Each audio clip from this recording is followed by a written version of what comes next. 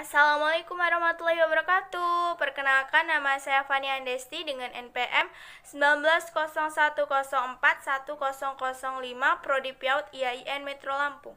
Di video kali ini saya akan menjelaskan mengenai bagaimana strategi pembelajaran untuk pengembangan kognitif bagi anak usia dini.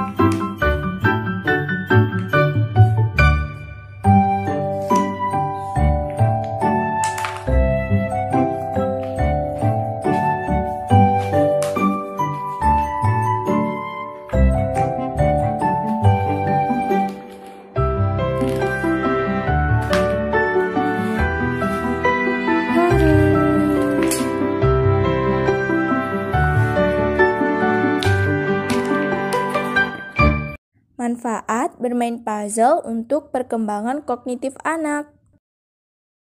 Yang pertama, melatih memori anak.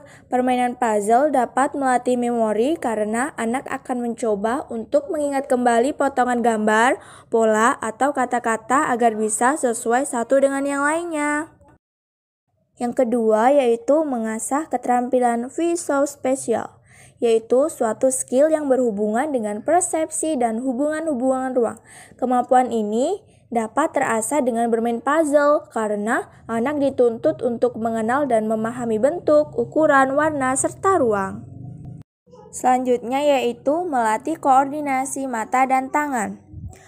Melalui permainan puzzle, kemampuan anak untuk menghubungkan apa yang dilihat oleh mata dan bagaimana tangan berespon terhadap hal itu akan terasa dengan baik.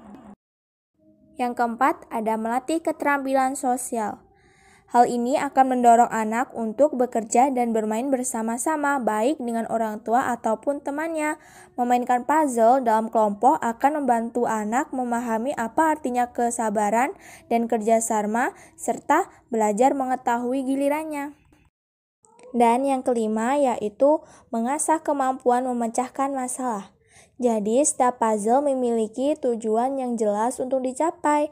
Tujuan itu dapat berupa sebuah gambar yang utuh, berhasil mencocokkan semua bentuk, dan atau melengkapi teka-teki silang. Saat anak mulai bermain puzzle, ia akan melihat bahwa ada langkah-langkah yang perlu diambil untuk menyelesaikannya. Dari sini, anak belajar untuk bisa memecahkan masalah yang akan dihadapinya dengan pola berpikir kreatif. Baik, yang pertama saya akan menjelaskan mengenai strategi pembelajaran yang digunakan dalam pengembangan kognitif pada anak usia dini. Jadi, manusia memerlukan pengembangan kognitif yang baik karena dengan kognitif yang baik manusia dapat berpikir dengan yang baik juga. Kognitif dapat dikembangkan melalui beberapa proses dan beberapa strategi. Tanpa adanya proses dan strategi, maka untuk pengembangan kognitif tidak dapat berkembang dengan baik. Dalam pembelajaran, pengembangan kognitif dapat dilakukan dengan beberapa metode. Jadi metode yang pertama yang dapat dilakukan untuk melatih pengembangan kognitif anak yaitu dapat melakukan belajar sambil bermain. yaitu kegiatan yang digunakan untuk melatih imajinasi anak. Dalam hal ini bisa menggunakan media atau berbagai hal yang lainnya. Dengan bermain, anak mampu mengembangkan kognitifnya, seperti bermain peran. Dengan bermain peran, kognitif anak akan berkembang dengan cara anak berpikir dan memiliki gaya yang sebaik mungkin untuk memerankan lakonnya. Yang kedua yaitu metode karya wisata. Yang dimaksud dengan karya wisata dalam hal ini ialah mengajak anak untuk menggali dan mencari informasi secara langsung atau melakukan observasi. Dalam pengembangan kognitif anak, karya wisata berperan untuk menambah informasi dan akan menjalankan proses asimilasi serta akomodasi anak. Yang ketiga yaitu bercerita. Dalam bercerita, banyak banget hal yang dapat dilakukan untuk mengembangkan kognitif anak. Di antaranya yaitu yang pertama ada membangun imajinasi anak, kemudian dapat mengembangkan bahasa anak, dan masih banyak yang lainnya. Selanjutnya yang keempat yaitu ada demonstrasi. Dalam hal ini berperan penting untuk perkembangan anak TK, seperti dapat mengembangkan kemampuan dalam melakukan segala pekerjaan secara teliti dan cermat, membangun kemampuan peniruan suatu objek secara tepat. Yang kelima yaitu ada metode proyek, yaitu suatu metode yang digunakan untuk melatih kemampuan anak dalam memecahkan masalah dalam kehidupan sehari-hari yang bersifat fleksibel dan juga mengembangkan kognitifnya. Selain itu juga yaitu ada pemberian tugas. Selanjutnya saya akan menjelaskan mengenai standar tingkat pencapaian kompetensi pada anak usia dini di lingkup perkembangan kognitif anak. Yang pertama ada belajar dan dapat memecahkan masalah. Jadi tingkat pencapaian perkembangan anak yang pertama yaitu ada usia 4-5 tahun, di mana anak dapat mengetahui cara memecahkan masalah sehari-hari dan anak dapat berperilaku secara kreatif. Yang kedua yaitu menyusun kembali kepingan puzzle menjadi bentuk yang utuh.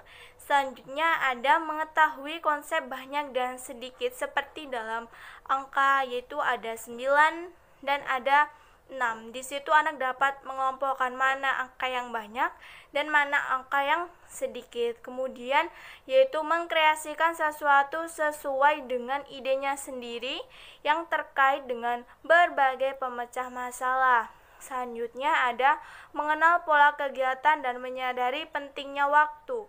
Selanjutnya yaitu dalam hal ini tingkat pencapaian perkembangan anak yang kedua ada usia 5-6 tahun. Yang pertama yaitu melakukan kegiatan yang mampu menunjukkan anak mampu mengenal benda dengan menghubungkan suatu benda dengan benda yang lain. Yang kedua ada melakukan kegiatan yang menunjukkan anak mampu mengenal benda dengan menghubungkan nama benda dengan tulisan sederhana melalui berbagai aktivitas seperti menjodohkan, menjiplak, dan meniru. Selanjutnya ada menunjukkan sikap kreatif dalam menyelesaikan masalah. Selanjutnya yaitu berpikir logis. Tingkat pencapaian pada anak usia dini yaitu yang pertama ada usia 4-5 tahun. Yang pertama ada anak dapat mengklasifikasikan benda berdasarkan fungsi, kemudian bentuk atau warna, dan atau ukuran. Selanjutnya ada mengenal gejala sebab akibat yang terjadi dengan dirinya. Selanjutnya yaitu ada mengklasifikasikan benda ke dalam kelompok yang sama atau kelompok yang berpasangan, yaitu bisa melakukan 2 variasi. Selanjutnya yaitu anak dapat mengenal pola seperti ABAB dan ABC dan anak dapat mengulanginya. Selanjutnya yaitu ada mengurutkan benda berdasarkan 5 seriasi ukuran atau bentuk maupun warna. Selanjutnya yaitu tingkat pencapaian berpikir logis pada anak usia 5-6 tahun, di mana yang pertama yaitu mengenalkan perbedaan berdasarkan ukuran kepada anak, kemudian menunjukkan inisiatif dalam memilih tema dalam sebuah permainan seperti Ayo kita bermain pura-pura seperti burung, kemudian anak menirukannya seperti burung. Kemudian yaitu ada menyusun perencanaan kegiatan yang akan dilakukan, kemudian ada mengenal sebab akibat, kemudian ada mengklasifikasikan benda berdasarkan warna, bentuk, dan ukuran. Selanjutnya ada mengklasifikasikan benda yang lebih banyak ke dalam kelompok yang sama atau kelompok yang sejenis atau kelompok berpasangan yang lebih dari 2 variasi, mengenalkan pola ABCD dan ABCD, kemudian anak dapat mengurutkan benda dari terkecil hingga terbesar. Jadi dapat diketahui bahwa semakin bertambahnya usia atau perkembangan anak, maka bertambah juga perkembangan yang terjadi pada anak usia dini. Dalam hal ini juga perlu dan pentingnya stimulasi yang baik untuk melatih perkembangan pada anak usia dini.